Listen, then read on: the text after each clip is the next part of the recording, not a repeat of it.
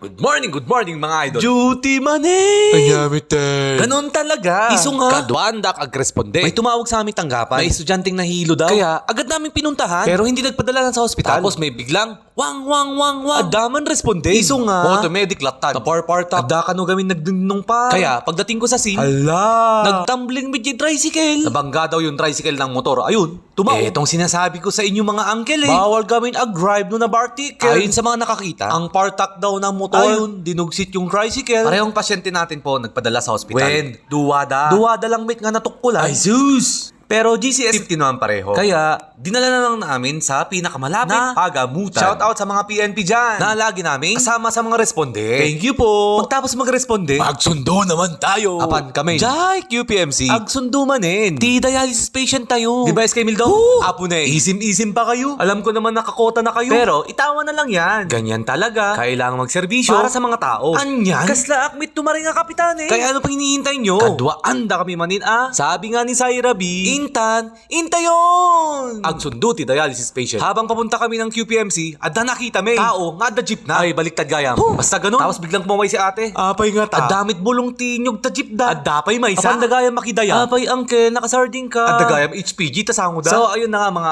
idol. Andito na kami sa QPMC para magsundo na dialysis patient po natin. Tapos sabay-sabay natin sabihin, good morning mga idol.